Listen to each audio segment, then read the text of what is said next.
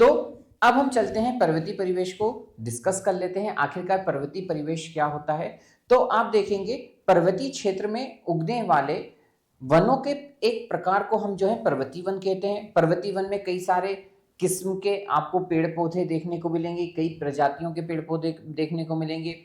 जैसे यदि हम बात करें तो शंकुधारी आपको वृक्ष वहां पर देखने को मिलेगा, चीड़ का वृक्ष आपको देखने को मिलेगा, देवदार वृक्ष आपको देखने को मिलेंगे। तो इस प्रकार से कई सारे जो है वृक्ष आपको और वैरायटी जो है आपको पर्वतीय वनों में देखने को मिलती है। वहीं यदि हम इन पर्वतीय वनों के वृक्षों की विशेषता देखें कि इन पेड़ों की यदि हम ऊंचाई की बात करें तो इन पेड़ों की जो ऊंचाई है वो बहुत अधिक होगी और ये एक प्रकार से शंकु के आकार के आपको वृक्ष देखने को मिलेंगे, बड़े ही हाइट रहेगी, बड़े लंबे लंबे वृक्ष आपको देखने को मिलेंगे यहाँ पर। और इनकी यदि हम विशेषता देखें तो यहाँ पर जो इन पेड़ों की जो पत्तियां हैं वो बड़ी ही पतली होंगी और नुकीली टाइप की आपको पत्तियां यहाँ पर देखने को मिलेंगी। और साथ ही साथ ये जो पर्वतीय वन होते हैं ये एक प्रकार से बड़े ही सघन यहाँ पर आपको वृक्ष, यानी कि वृक्ष सघन का मतलब हो गया कि यहाँ पर आपको पास पास वृक्ष देखने को मिलेंगे और यहाँ पर आपको पर्वतीय क्षेत्र में घास भी देखने को मिलेगी। ठीक है, तो यहाँ पर आपको वन के साथ साथ घास भी देखने को मिलेंगी। इन वनों में जो है आपको विशेष प्रकार के जीव जंतु भी देखने को मिलेंगे जिन्हें हम पर्वतीय वन के क्षेत्र में देखते हैं। जीव जंतु से मतलब है जैसे हम गोल्डन ईगल आपको यहाँ पर देखने को मिलेगी, हिम तेंदुआ आपको यहाँ पर देखने को मिल सकता है और यहाँ पर पेरागन फाल्कन भी आपको देखने को मिलेंगी। तो इस प्रकार से आदि जो है जीव जो है आपको यहाँ पर पर्वतीय वनों के अंतर्गत आपको देखने को मिल सकते हैं। तो अब जो है हम डिस्कस कर लेते हैं, वन बाय वन हम लिखते चलते हैं क्या है हमारा पर्वतीय परिवेश। तो यहाँ पर हमारी फर्स्ट लाइन क्या होगी, पर्वतीय परिवेश के अंतर्गत, तो यहाँ हम लिखेंगे पर्वतीय क्षेत्र, पर्वतीय क्षेत्र में उगने वाले वनों का प्रकार, जिसे जिसे क्या बोल रहे हैं हम, पर्वतीय वन, क्या बोल रहे हैं, जिसे पर्वतीय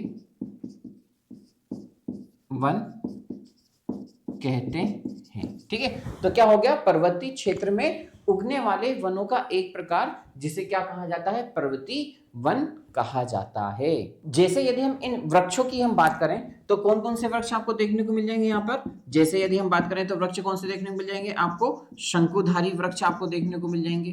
कौन से, शंकुधारी वृक्ष आपको देखने को मिल जाएंगे। और कौन सा वृक्ष देखने को मिल जाएगा आपको, पाइन, क्या है, पाइन जो है वो वृक्ष देखने को मिल जाएगा जिसे चीड़ का वृक्ष बोला जाता है। क्या बोला जाता है, चीड़ का वृक्ष बोला जाता है, वो आपको देखने को मिल जाएगा। और यहाँ पर आपको फर जो है वो भी वृक्ष आपको देखने को मिल जाएंगे। और देवदार वृक्ष आदि जो है आपको देखने को यहाँ पर पर्वतीय वन में देखने को मिल जाएंगे। अब जैसे कि ये जो वृक्ष है इनकी जो है वो विशेषता क्या होती है, जैसा कि मैंने आपको बताया कि इन वृक्षों की जो लंबाई होती है बहुत अधिक होती है। ठीक है ना, बहुत लंबे लंबे वृक्ष होते हैं। तो हम यहाँ पर लिखेंगे क्या, कि इन पेड़ों की ऊंचाई अधिक होती है और ये जो वृक्ष होते हैं ये कैसे होते हैं, शंकु आकार के होते हैं और ये शंकु के आकार के वृक्ष होते हैं। ठीक है, किस आकार के होते हैं, शंकु के आकार के वृक्ष होते हैं। इनकी यदि हम पत्तियों की बात कर लें तो इनकी यदि हम पत्तियों की बात करें तो इनकी जो पत्तियां होंगी वो कैसी होंगी, पतली होंगी। कैसे होंगी, पतली होंगी और नोकदार होंगी। ठीक है, कैसे होंगी, नोकदार होती हैं। ठीक है, किसमें, किसकी बात कर रहे हैं हम, ये पर्वतीय वन की बात कर रहे हैं। ठीक है, अब नेक्स्ट लाइन क्या हो जाएगा कि पर्वत में जो होते हैं, इन पर्वतों की यदि हम बात करें तो पर्वतों में घने वन आपको देखने को मिलता है और क्या देखने को मिलते हैं आपको, घास देखने को मिलती है। ठीक है, डेट मीन्स क्या हो जाएगा यहाँ पर कि घास के मैदान आपको देखने को मिलेंगे ये पर्वतीय वनों के अंतर्गत। और क्या देखने को मिलेगा, और अनेक प्रकार की यदि हम बात करें, और अनेक प्रकार के जीव, किस प्रकार के, अनेक प्रकार के जीव यहाँ पर आपको देखने को मिलेंगे, देखने को मिलते हैं। ठीक है, अनेक प्रकार के जीव देखने को मिलते हैं। अनेक प्रकार के जीव का मतलब क्या हो गया, जैसे इसका यदि हम उदाहरण की बात करें तो जैसे क्या हो जाएगा, गोल्डन ईगल, क्या देखने को मिलेगा आपको, गोल्डन ईगल देखने को मिलेगा। फिर आपको क्या देखने को मिलेगा, जिसे हम बोलते हैं हिम तेंदुआ की यदि हम बात करें, ठीक है, हिम तेंदुआ आपको देखने को मिलेगा। और तीसरा आपको देखने को मिलेगा पेरेग्रिन फाल्कन, क्या देखने को मिलेगा, आदि आपको जीव यहाँ पर पर्वतीय क्षेत्र के अंतर्गत आपको देखने को मिलेंगे। तो फर्स्ट पर्वतीय क्षेत्र के अंतर्गत क्या क्या आ जाएंगे कि पर्वत में उगने वाले जितने भी वृक्ष होते हैं, ठीक है, उनके प्रकार जिसे हम पर्वतीय वन कहते हैं। पर्वतीय वन जैसे कि शंकुधारी, जिसे हम बात कर रहे हैं, शंकुधारी वृक्ष हो गया, पाइन हो गया है। और जिन वृक्षों की, इन वृक्षों की क्या विशेषता हो जाएगी कि इनकी हाइट जो होगी, लंबाई जो होगी वो ज्यादा होंगे, शंकु आकार के होंगे, इनकी पत्तियां जो हैं वो कैसी होंगी, पतली होंगी और नोकदार आपको यहाँ पर पत्तियां देखने को मिलेंगी। और इन पर्वतीय वन के अंतर्गत आपको पर्वतीय वन तो मिलेंगे, घने वन जो है वो तो मिलेंगे ही मिलेंगे, साथ में आपको जो है घास के मैदान भी अंतर्गत आपको देखने को मिलेंगे। और क्या मिलेगा आपको, अनेक प्रकार के जीव भी आपको देखने मिलेंगे, जिसे अपन गोल्डन ईगल कह रहे हैं, पेरागन फाल्कन कह रहे हैं, या फिर जिसे हम हिम तेंदुआ कह रहे हैं। तो इस प्रकार के आदि जीव भी आपको पर्वतीय वन के अंतर्गत आपको देखने को मिलता है। तो आप लोग जो है मेरे साथ साथ भी आप लिख सकते हैं। और यदि आप मेरे हैंड रिटन नोट्स या वीडियो परचेस करना चाहते हैं तो नीचे दिए गए नंबर पर भी आप मुझे कॉल या व्हाट्सएप कर सकते हैं। तो अब हम बात कर लेते हैं पर्वतीय जीवन के बारे में कि आखिरकार पर्वतीय जीवन कैसे होता है, वहां पर हम देखेंगे। तो पर्वतीय क्षेत्र जैसा कि आपको पता है कि बड़ी ही ऊंचाई जगह होती है, उबड़ खाबड़ रास्ते होते हैं और वहां पर ढलान भी आपको देखने को मिलती है। तो ये प्रकार से आपको पर्वतीय क्षेत्र आपको देखने को मिलते हैं। अब यहाँ पर क्या होता है, इन पर्वतों को आजू बाजू से काट कर, डेट मीन्स सीढ़ी नुमा बनाकर यहाँ पर कृषि भी की जाती है। जैसे यदि हम चाय बागान की बात करें या चाय की खेती की यदि हम बात करें, कॉफी की खेती की हम बात करें, तो इन पर्वतीय क्षेत्रों पे सीढ़ी नुमा जो है वो आकृति बनाई जाती है, जिससे कृषि वहां पर की जा सकती है। और यहाँ पर क्या होता है, और यहाँ पर जैसे हम पशुपालन की बात कर लें, भेड़ की हम बात कर लें, तो इस प्रकार से वहां पर पशुपालन भी किया जाता है। और पर्वतीय क्षेत्र होने की वजह से वहां पर क्या होता है कि ब्यूटीफुल नेचुरल प्लेसेस आपको देखने को मिलते हैं, बड़ा ही मनोहारी दृश्य आपको वहां पर देखने को मिलता है, जिसकी वजह से वहां पर हम क्या करते हैं, जितने भी टूरिज्म जो रहते हैं वो स्पॉट्स बन जाता है। और ये टूरिज्म स्पॉट जो होते हैं, कई सारे यहाँ पर खेलों का भी आयोजन किया जाता है, जैसे पैराग्लाइडिंग बोल दें या स्कीइंग हम जिसे बोल दें, हाइकिंग जिसे बोल दें, तो आदि प्रकार के यहाँ पर खेलों का भी आयोजन किया जाता है। कहाँ पर, पर्वतीय क्षेत्रों पर। तो हम चलते हैं, इसको वन बाय वन हम लिख लेते हैं। तो फर्स्ट पॉइंट हमारा यहाँ पर क्या होगा, हम यहाँ पर लिखेंगे कि पर्वतीय भूभाग पर क्या हो जाएगा, पर्वतीय भूभाग सामान्य रूप से खड़े ढलानों के साथ, ठीक है, क्या हो जाएगा, खड़े ढलानों के साथ ऊबड़ खाबड़, आपको के साथ ऊबड़ खाबड़ क्या हो जाएगा, यहां पर ऊबड़ खाबड़ या ऊंचे नीचे होते हैं। कौन सा, पर्वतीय जो भूभाग होते हैं वो कैसे होते हैं, सामान्य रूप से आप देखोगे तो ढलान होगी, ढलानों के साथ या तो आपको ऊबड़ खाबड़ या ऊपर नीचे आपको यहाँ पर रास्ते या उसके पार्ट्स आपको देखने को मिलते हैं, किसके, पर्वतीय भूभाग के। अब नेक्स्ट पॉइंट क्या हो जाएगा कि यहाँ पर क्या हो जाएगा, कृषि भी की जाएगी। तो उसको हम लिखेंगे कि ढलान की भूमि को काटकर क्या हो जाएगा, ढलान की भूमि को काटकर सीढ़ी नुमा स्थान पर कृषि भी की जा सकती है। जैसा कि मैंने आपको बताया, क्या होगा कि ये जो ढलान की जो भूमि रहेगी उसको काट कर क्या हो जाएगा, एक सीढ़ी नुमा जो है आकार बन जाएगा, जिस पर क्या किया जा सकता है, जैसे चाय के बागान जो मैंने आपको बताए हैं या फिर कॉफी टी जो होते हैं, उन प्लांट्स को उगाया जा सकता है, उनकी खेती की जा सकती है। ठीक है, तो इस प्रकार से उन्होंने बोला कि सीढ़ी नुमा जो होंगे उन स्थानों पर भी कृषि की जा सकती है। नेक्स्ट पॉइंट क्या हो जाएगा कि पशुपालन भी किया जाता है। क्या हो जाएगा, पशुपालन भी किया जाता है। अब यहां पर क्या देखने को मिलेगा आपको, पशु जो है वो पालन भी आपको यहां पर देखने को मिलेगा। और यहां पर नेक्स्ट पॉइंट क्या हो जाएगा कि ये जो प्राकृतिक दृश्य जो होंगे, क्या होंगे, प्राकृतिक जो दृश्य होंगे, उससे क्या हो जाएगा कि ये जो टूरिज्म है, जिसे हम पर्यटक बोलते हैं, तो प्राकृतिक दृश्य पर्यटकों को आकर्षित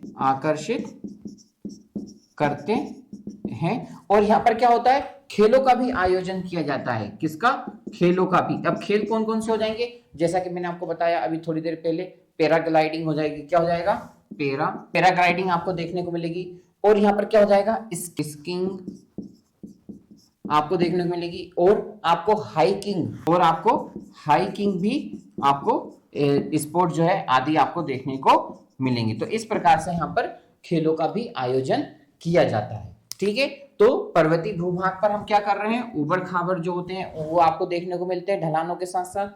और ढलानों की भूमि जो होती है उन्हें हम काट कर क्या बना लेते हैं, एक प्रकार से सीढ़ीनुमा स्थान बना लेते हैं, जिन पर हम क्या कर रहे हैं, खेती कर रहे हैं। और यहाँ पर आपको एक पशुपालन भी किया जाता है।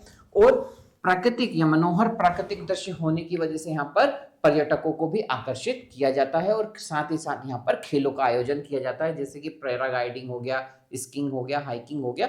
तो इस प्रकार से आप पर्वतीय जीवन के अंतर्गत आप अब जो होता है, हम नेक्स्ट पॉइंट को देख लेते हैं, जो कि है हमारा पठार। तो अब हम डिस्कस करने वाले हैं कि आखिरकार ये पठार क्या होते हैं। तो अब हम चलते हैं पठार को डिस्कस कर लेते हैं। तो पठार क्या होते हैं, पठार एक ऐसी स्थलाकृति होती है, आसपास की भूमि से उठी हुई होती है।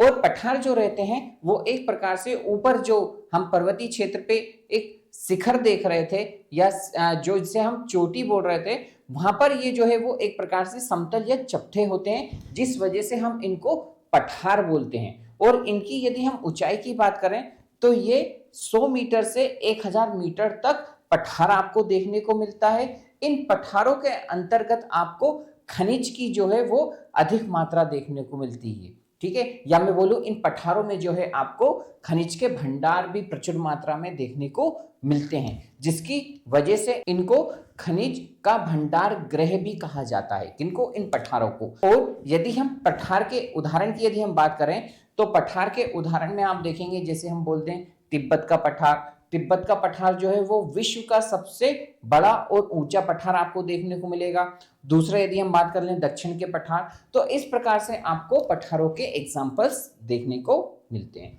तो चलते हैं अब जो है वन बाय वन जो है हम पठारों को डिस्कस कर लेते हैं कि आखिरकार पठार जो है स्थलाकृतियां क्या होती हैं। तो आप लोग चाहो तो मेरे साथ भी लिखना स्टार्ट कर सकते हैं। ठीक है, तो चलिए हम देख लेते हैं पठार कि पठार एक ऐसी स्थलाकृति क्या होगी, ऐसी स्थलाकृति है जो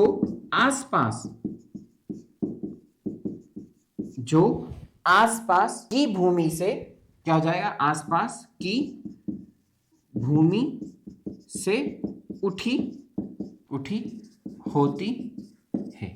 ठीक है, क्या हो जाएगा, ऐसी स्थलाकृति जो आसपास की भूमि से उठी हुई होती है। और ये इनकी सतह कैसी होती है, तो इनकी सतह जो है वो चपटी होती है। ऊपर से यदि हम बात करें तो क्या लिखेंगे आप कि इसकी सतह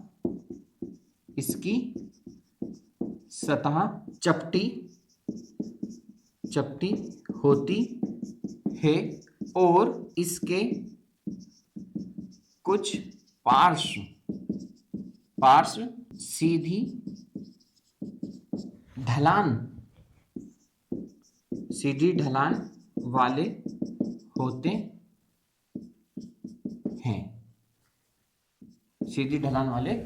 हैं। ठीक है। तो इसकी सतह कैसे देखने को मिलेगी आपको, ऊपर से चपटी देखने को मिलेंगी, और इसके जो पार्श्व हैं वो आपको कैसे देखने को मिलेंगे, सीधी ढलान वाले आपको देखने को मिलेंगे, जिन्हें हम क्या बोल रहे हैं, पठार हम बोल रहे हैं। इनकी यदि हाइट की यदि हम बात कर लें, ठीक है, तो हम क्या हो जाएगा कि ये लिखेंगे पठार की यदि हम ऊंचाई की बात कर लें, पठार की ऊंचाई की यदि हम बात कर लें, तो इनकी ऊंचाई आपको कहां से कहां तक देखने को मिलेगी, तो इनकी ऊंचाई आपको 100 मीटर से लेकर 100 मीटर से 1000 यानी कि 1000 मीटर तक आपको इनकी ऊंचाई देखने को मिल सकती है, इनकी पठारों की। ठीक है, अब इनमें क्या होता है कि खनिज की अधिक मात्रा पाई जाती है इन पठारों में, तो हम लिखेंगे कि पठारों में क्या हो जाएगा, पठारों में खनिज की प्रचुर मात्रा देखने को मिलती है। इस कारण से, इसलिए हम जो है इन्हें क्या बोलते हैं, इसलिए इन्हें क्या बोला जाता है, खनिज भंडार गृह भी कहा जाता है। ठीक है, तो क्या लिख देंगे हम, इसलिए खनिजों का भंडार गृह भी कहा जाता है। ठीक है, क्या कह रहे हैं उन्हें, खनिजों का भंडार गृह, क्या कहा जा रहा है, खनिजों का भंडार गृह भी कहा जाता है। इसके यदि हम उदाहरण की बात कर लें, किसकी बात कर लें, इसके उदाहरण की हम बात कर लें, तो पहला आपको देखने को मिलेगा तिब्बत का पठार, तिब्बत का पठार। अब ये जो तिब्बत का पठार है ये आपको कैसा देखने को मिलेगा, तो तिब्बत का पठार विश्व का सबसे बड़ा और ऊंचा पठार आपको देखने को मिलता है, जिसे हम क्या बोलते हैं, तिब्बत का पठार। और नेक्स्ट दूसरा एक और उदाहरण हम किसे बोल देते हैं, एक हो गया हमारा तिब्बत का पठार, दूसरा जिसे हम बोलते हैं दक्षिणी पठार, क्या हो जाएगा, दक्षिणी पठार। तो इस प्रकार के आपको पठार देखने को मिलते हैं। ठीक है, तो आई होप आपको समझ में आ रहा होगा कि हम पठार किसे बोल रहे हैं या फिर इनकी ऊंचाइयां क्या होती है। तो वन बाय वन क्या हो जाएगा कि इनकी जो स्थलाकृतियां रहेंगी वो आसपास की भूमि से उठी हुई रहेंगी, इनकी जो सतह रहेगी वो कैसी होगी, चपटी होगी। ठीक है, और इनके कुछ जो पार्श्व होंगे वो सीधी ढलान वाले होंगे। इनकी हाइट आपको कहां से कहां तक देखने को मिलेगी, तो 100 मीटर से 1000 मीटर तक आपको इनकी हाइट देखने को मिलेगी। इनमें खनिजों की मात्रा अधिक पाई जाती है, जिसकी वजह से इन्हें खनिजों का भंडार गृह भी कहा जाता है। उदाहरण की यदि हम बात कर लें तो एक तिब्बत का पठार आपको देखने को मिलेगा और एक आपको दक्षिणी पठार आपको देखने को मिलेगा। तो please pause the video and note down करना ना भूलें। तो अब हम चलते हैं मैदान को डिस्कस करने। अब लास्ट जो हमारा स्थल रूप है वो है हमारा मैदान, की आखिरकार मैदान कैसा स्थलाकृति देखने को मिलती है। तो मैदान जो है वो आपको एक प्रकार से समतल, सपाट बोल दें, या जो ये जो धरातल होते हैं वो आपको एक प्रकार से हल्का तरंगित धरातल होता है। इस मैदान पर ना तो आपको पर्वतीय क्षेत्र जैसे ऊंचे आपको पहाड़ देखने को मिलेंगे, ठीक है, और ना ही यहाँ पर आपको घाटियां देखने को मिलेगी। यानी कि जहां पर हम समतल की बात करें, ठीक है, जहां पर हमें कैसा एरिया देखने को, क्षेत्र देखने को मिलेगा, समतल क्षेत्र देखने को मिलेगा, उसे हम क्या बोलेंगे, उसे हम मैदान बोलेंगे। और मैदान की यदि हम बात करें तो समुद्र तल से इसकी ऊंचाई जो है वो आपको 300 मीटर तक देखने को मिल सकती है, क्योंकि इन मैदानों की। तो आप देखेंगे कि मैदान में जो नदियां रहती हैं वो नदियां जो रहेंगी, साथ में रेत हो गया या गाद हो गई या चट्टानों के कुछ कण अपने साथ अवशेष लेकर चलेंगी। कौन, मैदान में जो नदियां रहेंगी वो। अब ये जो मैदान में जो नदियां जो है, कई सारे जो चट्टानों के कण, गाद हो गई या जिसे हम बोल रहे हैं रेत, तो ये सबको एकत्रित कर रही है, इकट्ठा कर रही है, इसलिए इन्हें तलछट भी कहा जाता है। क्या कहा जाता है, तलछट कहा जाता है। इस वजह से ये जो मैदान क्षेत्र होते हैं बहुत ही उपजाऊ आपको देखने को मिलते हैं इन मैदानी क्षेत्रों में, इन तलछटी के कारण, इन नदियों के कारण। तो ये जो मैदान क्षेत्र हैं ये सबसे ज्यादा आपको फर्टाइल बोल दें या उपजाऊ भूमि आपको देखने को मिलेगी। और यहाँ पर यदि हम मैदानी जीवन की यदि हम बात करें तो यहाँ पर अधिक मात्रा में जो है वो कृषि देखने को मिलेंगी। लोग बाग जो है यहाँ पर रहवास करना, निवास करना ज्यादा पसंद करेंगे। एक प्रकार से पर्वतीय या पठारी क्षेत्र के यहाँ पर। तो मैदानी क्षेत्र में सबसे ज्यादा आपको जनसंख्या जो है, लोगों का निवास आपको देखने को मिलेगा। कृषि यहाँ पर आपको देखने को मिलेगी। कृषि से संबंधित यदि हम बात करें, जैसे गेहूं, चावल, मक्का, जौ, राई आदि प्रकार की यहाँ पर आपको खेतियां देखने को मिलेंगी मैदानी क्षेत्र में। लेकिन यहाँ पर एक समस्या भी आपको देखने को मिलेगी जिसे हम बाढ़ बोलते हैं। ठीक है, तो यहाँ पर समस्या क्या देखने को मिलेगी कि यहाँ पर आपको बाढ़ आपको देखने को मिलेंगे, भूकंप के झटके आपको ज्यादा महसूस होने लगेंगे, और यहाँ पर बढ़ती हुई जनसंख्या भी आपके सामने एक समस्या का रूप देखने को मिलेगा, जिसे हम क्या बोल रहे हैं, मैदानी क्षेत्र। तो आइए चलते हैं, अब हम इन सब चीजों को one by one note down करना स्टार्ट कर देते हैं। तो फर्स्ट पॉइंट हमारा क्या हो जाएगा कि मैदान एक ऐसा, क्या लिखेंगे हम, मैदान ऐसी स्थलाकृति होती है जिसका विस्तृत क्या होता है, सपाट अथवा हल्का तरंगित होता है। ठीक है, जिसे हम मैदान बोलते हैं। मैदान का मतलब सपाट एरिया जिसे हम बोला जाए चालू भाषा में। ठीक है, तो वो क्या हो गया, हमारा मैदान होगा। अब यहाँ पर ना तो आपको जो है घाटी देखने को मिलेगी और ना ही आपको पर्वत यहाँ पर देखने को मिलेंगे। कहाँ पर, मैदानी क्षेत्र में।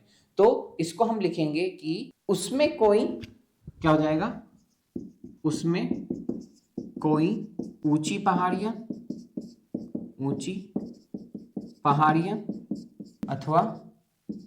अथवा गहरी घाटियां नहीं पाई जाती हैं। ठीक है, मैदान में जो है वो गहरी घाटियां नहीं पाई जाती हैं। ठीक है, तो मैदान की यदि हम ऊंचाई की बात करें समुद्र तल से, तो मैदान की ऊंचाई आपको जो है मैक्सिमम कितना देखने को मिलेगा आपको, 300 मीटर तक। 300 मीटर से आपको ज्यादा जो है वो ऊंचाई नहीं देखने को मिलेगी मैदानी क्षेत्र की। तो ये बात आप बिल्कुल नोट डाउन करके रखिएगा कि मैदान की यदि हम ऊंचाई की बात करें तो मैक्सिमम हाइट आपको समुद्र तल से, कहां से, समुद्र तल से, इसको लिख लेते हैं, समुद्र तल से। ठीक है, तो समुद्र तल से आपको कितना देखने को मिलेगा, मैक्स टू मैक्स 300 मीटर तक ही आपको इसकी ऊंचाई देखने को मिलेगी।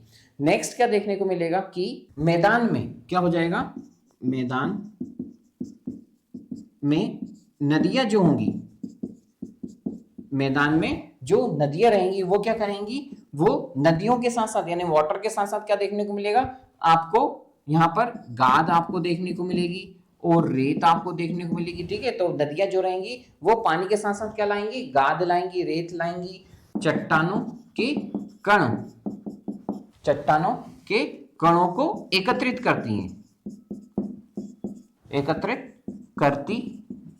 ठीक है, तो मैदान में क्या होंगी, ये सारी नदियां जो रहेंगी इन सब चीजों को एकत्रित करेंगी और इस वजह से इन्हें क्या कहा जाएगा, तलछट। क्या कहा जाएगा, तलछट कहा जाता है। और यदि यहीं पर हम मैदानी जीवन की यदि हम बात करें तो मैदानी जीवन में आप देखेंगे कि जो गंगा का जो मैदान है, भारत का 1/4 जो जनसंख्या है वो आपको गंगा के मैदानों के पर ही देखने को मिलेगी। यानी कि लगभग हम बात करें 50 करोड़ जो जनसंख्या है लगभग वो आपको गंगा के मैदान, अकेले गंगा के मैदानों पर ही आपको इतनी जनसंख्या देखने को मिलेगी। और इन मैदानों पर क्या होगा कि इन मैदानों पर मोस्टली क्या करेंगे, कृषि जिसे हम बोल रहे हैं, तो कृषियां भी इन मैदानों पर की जाएगी। तो क्या हो जाएगा, कृषि की जैसे हम बात कर लें तो फर्स्ट यदि हम बात करें तो कृषि क्या में क्या क्या होंगे, जैसे कि चावल हो जाएगा, ठीक है, और गेहूं हो जाएंगे, तीसरा ज्वार की यदि हम बात कर लें, और क्या, और काय काय की कृषि की बात हो सकती है, किसकी बात कर लें, मक्का की हम बात कर लें तो मक्का हो जाएगा, और जूट आपको देखने को मिलेगा तो जूट भी किया जाएगा। यहाँ पर कृषि प्रधान की यदि हम बात कर रहे हैं, जो भी आपको यहाँ पर देखने को मिलेगा, अनाज आदि आपको जो है वो कई सारी कृषि के रूप में आपको मैदानी क्षेत्र में देखने को मिलेगी। लेकिन यहाँ इन मैदानी क्षेत्र में आपको एक समस्या भी देखने को मिलेगी। किसकी बात कर रहे हैं हम यहाँ पर, समस्या की यदि हम बात करें, समस्या की यदि हम बात करें तो यहाँ पर समस्या क्या देखने को मिलेंगी? एक तो बढ़ती हुई जनसंख्या, क्योंकि अधिकतर जितनी भी जनसंख्या है वो कहाँ पर रहेंगी? वो सब मैदानी क्षेत्र में अपना जीवन यापन करेंगी। तो सबसे पहली समस्या आपको यहाँ पर क्या देखने को मिलेगी? बढ़ती हुई जनसंख्या आपको देखने को मिलेंगी। और दूसरा आपको क्या देखने को मिलेगा? हो सकता हो आपको प्रदूषण भी देखने को मिलेगा। तीसरा आपको बाढ़ भी देखने को मिलेगी, फ्लड जिसे अपन बोल रहे हैं। तो इस प्रकार से आपको यहाँ पर मैदानी में क्षेत्र में आपको समस्या भी देखने को मिलेगी। तो ये जो है हमारा मैदान स्थलाकृति देखने को। तो अब हम चलते हैं मरुस्थल की ओर कि आखिरकार मरुस्थल क्या होता है। मरुस्थल में बड़ा ही शुष्कता का फैलाव होता है, या हम जिसे बोलते हैं कि अनफर्टाइल लैंड, जहां पर कुछ भी उपजाऊ नहीं हो सकता है, उस भूमि को हम क्या बोल देते हैं? मरुस्थल बोल देते हैं। जनरली हम जितने भी लोग हैं वो मरुस्थल कितने प्रकार के जानते हैं? एक ही प्रकार के मरुस्थल बोलते हैं, जिन्हें हम गर्म मरुस्थल बोलते हैं, या भारत का रेगिस्तान या भारत का थार जिसे हम बोल देते हैं। लेकिन यदि हम बात करें मरुस्थल की, तो जनरली जो मरुस्थल होते हैं वो दो प्रकार के पाए जाते हैं। ठीक है, कितने प्रकार के पाए जाते हैं मरुस्थल? दो प्रकार के। एक जिसे हम बोला जाता है गर्म मरुस्थल, ठीक है, दो प्रकार के पाए जाते हैं। एक जिसे हम बोलते हैं गर्म मरुस्थल, जैसा कि मैंने आपको अभी बोला कि अनफर्टाइल लैंड जो होंगे वो सभी ही जो है वो किस कैटेगरी के अंतर्गत आ जाएंगे? मरुस्थल के अंतर्गत आ जाएंगे। तो फर्स्ट हो जाएगा गर्म मरुस्थल, और दूसरा जिसे हम बोलेंगे, ठीक है, जिसे हम बोलेंगे ठंडे मरुस्थल। मरुस्थल यानी कि ठंडा का मतलब क्या हो गया? कि जहां पर 24x7 आपको क्या देखने को मिलेगी? बर्फ देखने को मिलेगी। अब बर्फ में हम जो है कुछ भी उपजाऊ नहीं कर सकते हैं, खेती नहीं की जा सकती है, कृषि नहीं की जा सकती है। तो इस प्रकार से आपको ठंडा भी क्षेत्र क्या देखने को मिलते हैं? मरुस्थल ही देखने को मिलते हैं। तो जनरली मरुस्थल जो होंगे वो टू टाइप्स के आपको देखने को मिलेंगे, एक जिसे हम बोलेंगे गर्म मरुस्थल और एक होगा ठंडा मरुस्थल। अब गर्म मरुस्थल की यदि हम उदाहरण की यदि हम बात कर लें, तो यहाँ पर आपको उदाहरण के रूप में आपको देखने को मिलेगा क्या? भारत का रेगिस्तान, या मैं बोल दूं भारत का थार। भारत का थार जो है वो आपको गर्म मरुस्थल के अंतर्गत देखने को मिलेगा। और दूसरा उदाहरण आपको देखने को क्या मिलेगा? जिसे हम बोलेंगे अफ्रीका का सहारा।